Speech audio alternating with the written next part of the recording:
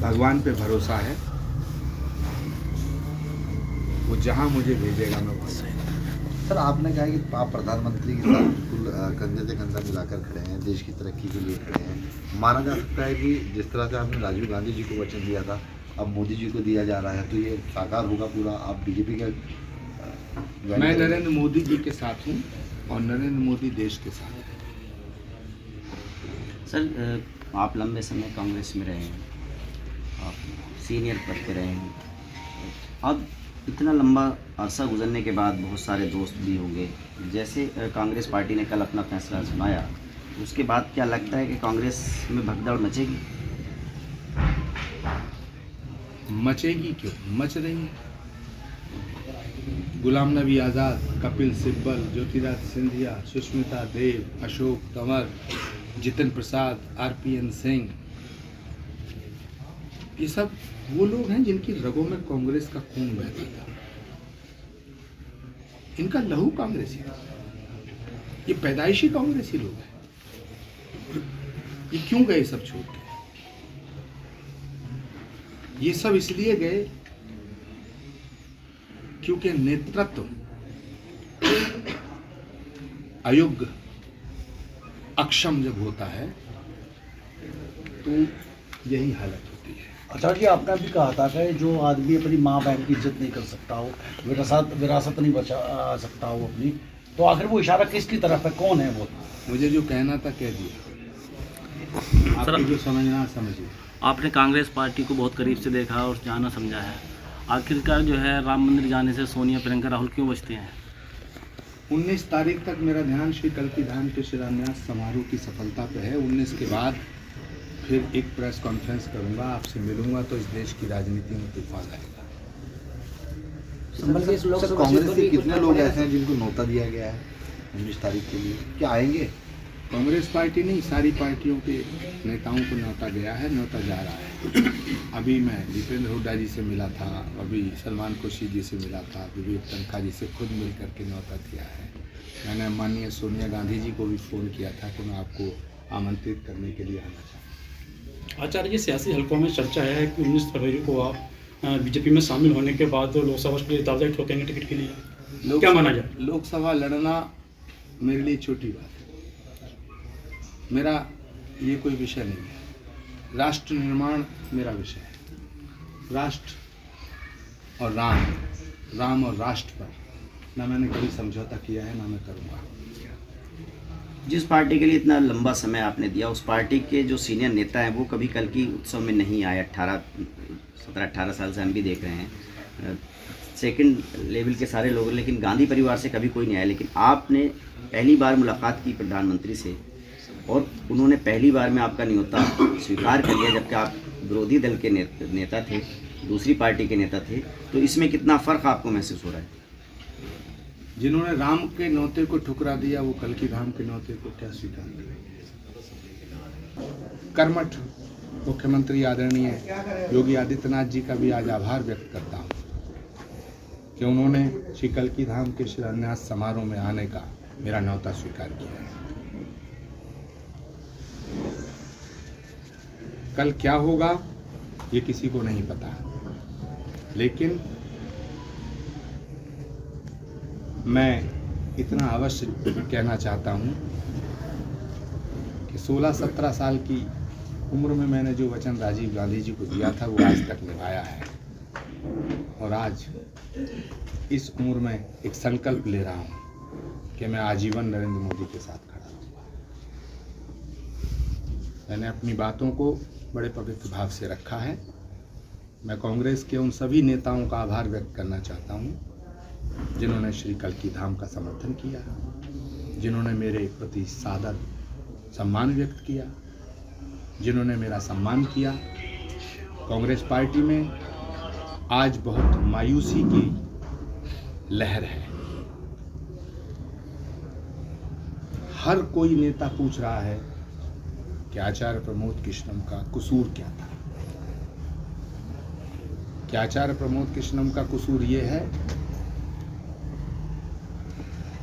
कि वो राम मंदिर के प्राण प्रतिष्ठा समारोह में गए?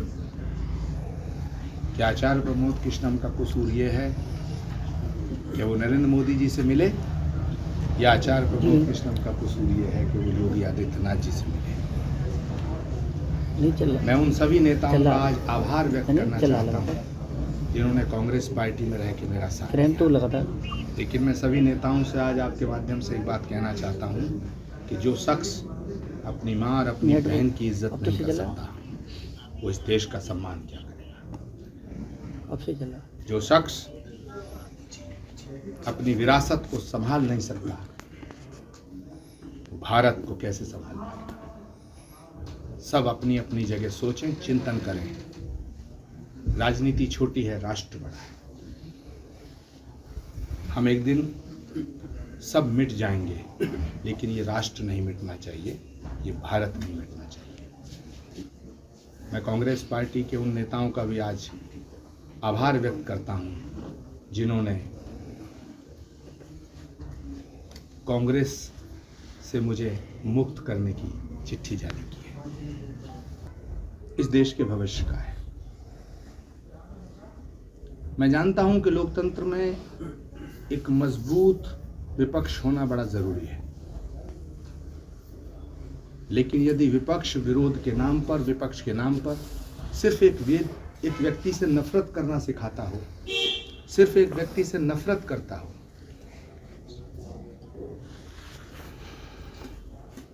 तो देश का लोकतंत्र खतरे में पड़ता है।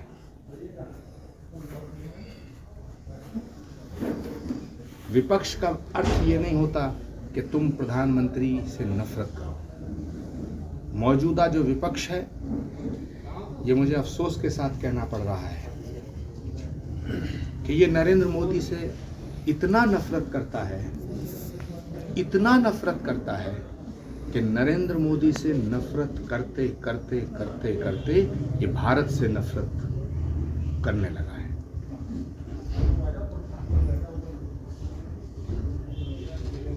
अपना दृष्टिकोण बदले बिना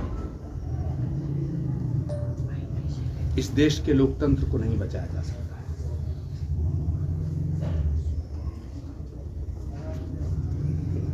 मैं आज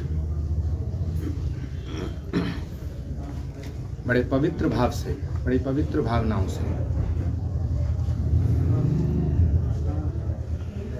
ये कहते हुए बड़ा आनंदित हूं कि मैंने कांग्रेस को नहीं छोड़ा। स्वर्गीय राजीव गांधी जी को जो मैंने वचन छात्र जीवन में दिया था, मैंने उसको नहीं तोड़ा।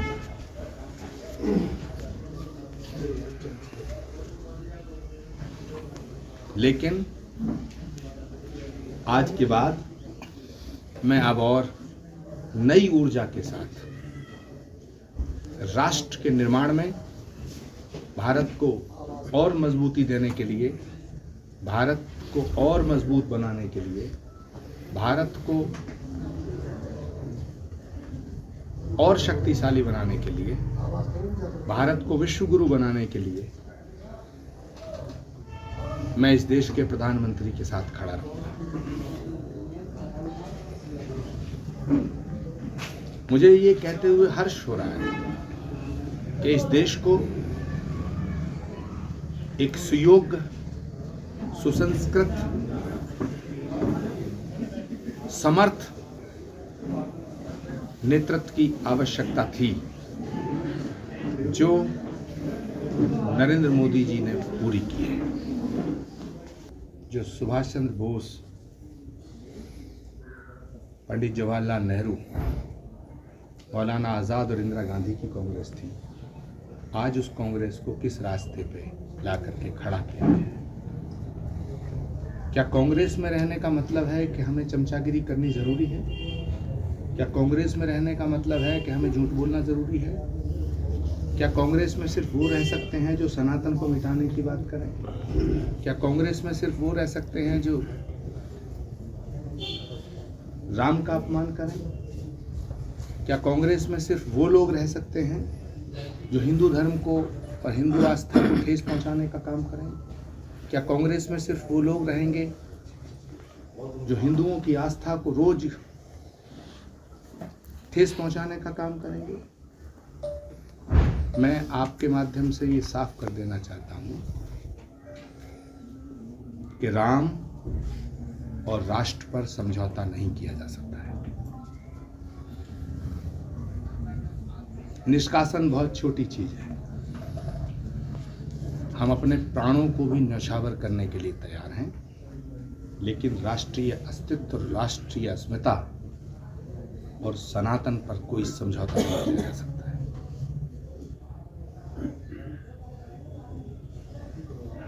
मैं आज मुक्त हुआ। श्री कल्की धाम का शिलान्यास समारोह 19 फरवरी को हो रहा है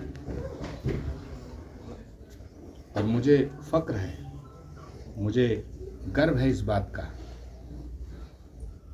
कि भारत के प्रधानमंत्री, भारत के यशस्वी प्रधानमंत्री, भारत के ओजस्वी प्रधानमंत्री, भारत के तपस्वी प्रधानमंत्री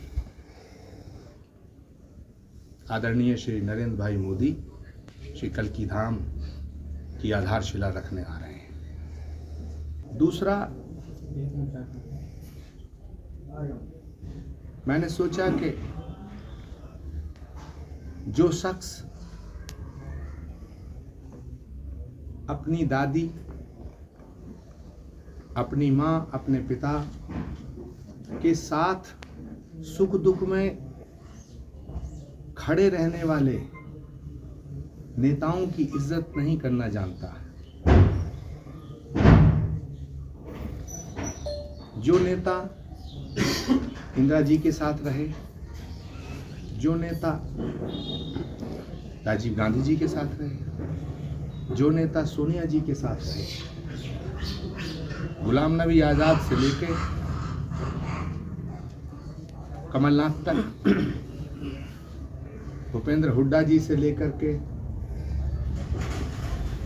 दिग्विजय सिंह जी तक, आनंद शर्मा तक, ये वो लोग हैं जो इंदिरा जी के साथ भी रहे, राजीव गांधी जी के साथ भी रहे और सोनिया गांधी जी के साथ भी रहे। ये वो लोग हैं जिन्होंने राहुल गांधी जी को उंगली पकड़ के चलना सिखाया। भारत की संस्कृति है, भारत की सभ्यता है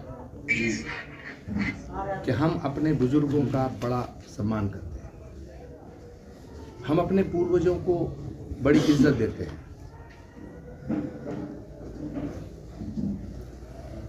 मैंने सोचा, मैंने सवाल किया अपने आप से कि जो व्यक्ति इतने बड़े बड़े नेताओं की इज्जत नहीं करता है, तो फिर यदि मुझको अपमानित किया जा रहा है तो ये कौन सी बड़ी बात है?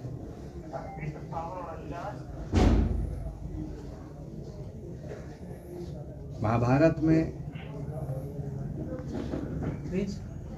सारे महारथियों ने मिलके षड्यंत्र के तहत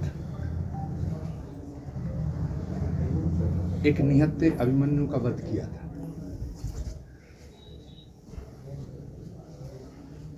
उसका परिणाम इतिहास में दर्ज है। सवाल आचार्य प्रमोद कृष्णम के निष्कासन का नहीं है, सवाल इस बात का है कि वो कांग्रेस जो महात्मा गांधी की कांग्रेस थी। मुझे कल रात कई न्यूज चैनल के माध्यम से ये जानकारी मिली कि कांग्रेस पार्टी ने एक चिट्ठी जारी की है। कांग्रेस पार्टी की तरफ से जनरल सेक्रेटरी ऑर्गेनाइजेशन वेणुगोपाल जी ने एक चिट्ठी जारी की है, जिसमें उन्होंने ये कहा है कि पार्टी विरोधी गतिविधियों के कारण आचार्य प्रमोद कृष्णम जी को 6 साल के लिए कांग्रेस पार्टी से निष्कासित किया जाता है। तो सबसे पहले तो मैं कांग्रेस पार्टी के नेतृत्व का आभार व्यक्त करता हूँ कि उन्होंने मुझे कांग्रेस से मुक्ति देने का फरमान जारी किया है। साथ ही साथ मैं उनसे ही सवाल करना चाहता हूँ, क्योंकि उस चिट्ठी में लिखा है पार्टी विरोधी गतिविधियों की वजह से। तो वेणुगोपाल जी या आदरणीय खड़गे जी कृपया ये बताएं कि ऐसी कौन सी गतिविधियां हैं जो पार्टी के विरोध में थीं और उन्हें कब पता चला। क्या राम का नाम लेना पार्टी विरोधी है? क्या अयोध्या जाना पार्टी विरोधी है? क्या भगवान राम की जन्मभूमि के मंदिर की प्राण प्रतिष्ठा समारोह का निमंत्रण स्वीकार करना पार्टी विरोधी है? क्या भगवान राम के मंदिर की प्राण प्रतिष्ठा समारोह में सम्मिलित होना पार्टी विरोधी है? क्या श्री कल्की धाम का शिलान्यास कराना पार्टी विरोधी है? देखिए मैं क्या नरेंद्र मोदी जी से मिलना पार्टी विरोधी है? क्या उत्तर प्रदेश के माननीय मुख्यमंत्री योगी आदित्यनाथ जी को श्री कल्की धाम के शिलान्यास समारोह का निमंत्रण देना पार्टी विरोधी है? क्या भारतीय संस्कृति, संस्कार और सनातन की बात करना पार्टी विरोधी है?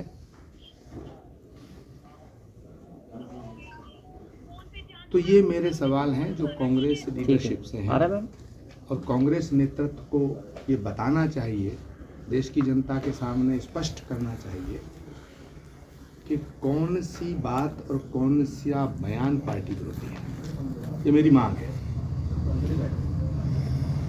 दूसरी मेरी अभिलाषा है, मेरी प्रबल इच्छा है, भगवान राम को 14 वर्ष का वनवास दिया गया था, तो एक राम भक्त को 6 साल के लिए क्यों निकाला जा रहा है? इसको 14 वर्ष कर दिया जाए।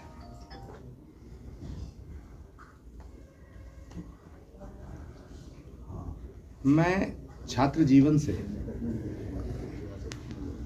जब मेरी उम्र लगभग 16-17 वर्ष थी, 81-82 में लगभग स्वर्गीय राजीव गांधी जी से मिला था, जब वो संजय गांधी जी के निधन के बाद सांसद बने थे, इंदिरा जी प्रधानमंत्री थी। तब से लेके मैं कांग्रेस से जुड़ा रहा। और राजीव गांधी जी से हमें राजेश पायलट जी ने मिलवाया था। हमने कहा था कि हम आखिरी सांस तक कांग्रेस नहीं छोड़ेंगे, हम अपने जीवन की अंतिम घड़ी तक कांग्रेस पार्टी को नहीं छोड़ेंगे, और इस वादे को हमने निभाया।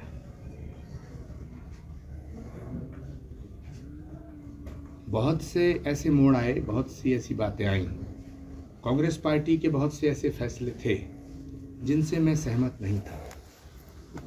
धारा 370 हटाने का फैसला जब भारत के प्रधानमंत्री आदरणीय नरेंद्र मोदी जी ने लिया, तो ये देश हित में फैसला था।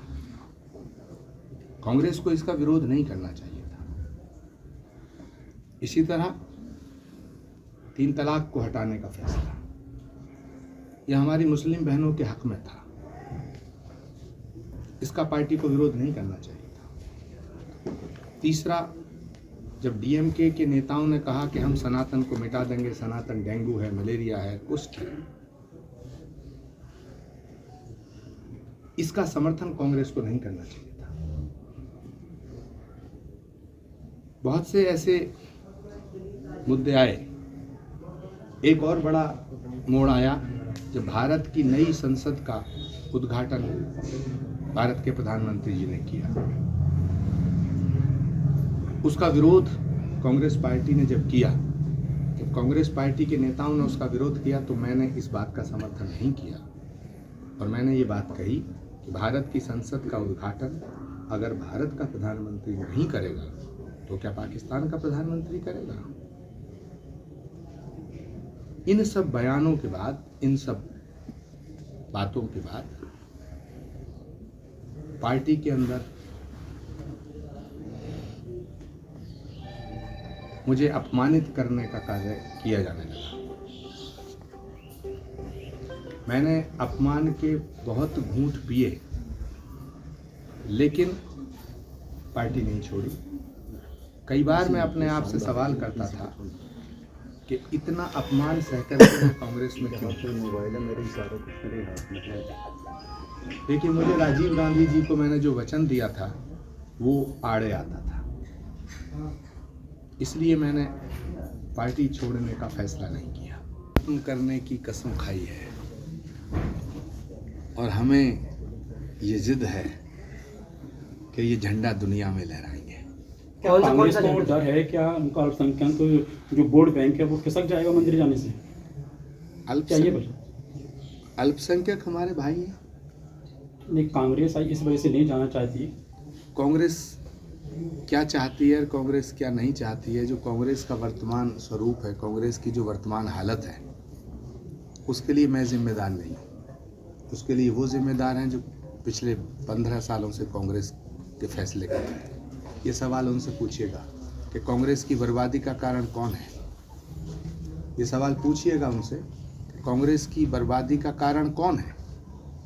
क्या भगवान राम है, श्री कल्की धाम है, या वो लोग हैं जो कांग्रेस के फैसले कर रहे थे, या वो लोग हैं जो कांग्रेस के फैसले ऐसे कर रहे थे जो देश की जनता को चुभ रहे थे। सर, राजस्थान में भी सचिन पायलट के लिए आपने बयान दिया, आपने उनका समर्थन किया, प्रियंका गांधी के आप सलाहकार रहे, आखिरकार परिवार के सदस्य थे राहुल गांधी और प्रियंका गांधी, आप सलाहकार थे प्रियंका गांधी के।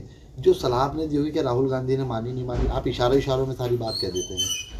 सचिन पायलट जी का बहुत अपमान हुआ है, लेकिन भगवान शिव की तरह वो जहर पिए जा रहे हैं। उसी तरह प्रियंका गांधी जी की बड़ी तौहीन हो रही है। जब ऑल इंडिया कांग्रेस कमेटी के पदाधिकारियों की लिस्ट जारी हुई तो देश की आज़ादी के बाद आज तक किसी भी पदाधिकारी के सामने ये नहीं लिखा गया जो प्रियंका गांधी जी के सामने लिखा गया। आप पूछिएगा प्रियंका जी से कि क्या वो इस फैसले से खुश हैं। अच्छा कि उनके आगे लिखा गया कि Priyanka Gandhi general secretary without any portfolio, यानी आप जनरल सेक्रेटरी हैं लेकिन कोई काम नहीं करेंगी। पूछिए उनसे, पूछिए प्रियंका गांधी जी से कि राहुल गांधी जी की यात्रा चल रही है 1.5 महीने से, उसमें क्यों नहीं जाना। तो सवाल इस बात का है, ये जो अपमान किया जा रहा है उनका और बाकी लोगों का, ये किसके इशारे पर हो रहा है? क्योंकि हमारे अध्यक्ष जी तो रबड़ स्टैंप हैं। सर, आपको तो निष्कासित कर ही दिया है, क्या सचिन पायलट या और जो कांग्रेस के जिनके आप करीबी रहे हैं उनकी घड़ी आपकी तक पहुंचेगी? सर, इशारों में नहीं बताना, खुल के बोल रहे हैं थोड़ा। मैंने जो कहना था कह दिया। मैं व्यक्तिगत तौर बातें नहीं करना चाहता। मेरा आपसे निवेदन है कि व्यक्तिगत सवाल ना पूछें। ठीक है। 19 फरवरी के बाद फिर हम मिलेंगे और फिर आप जो मर्जी सवाल पूछना। 19 फरवरी के बाद की पत्रकार वार्ता का इंतजार करिएगा। कांग्रेस में क्या क्या होता है, कांग्रेस में क्या क्या हो रहा है, कांग्रेस में कौन कौन क्या क्या कर रहा है, इस पर मैं सब बात करूँगा। Thank you sir.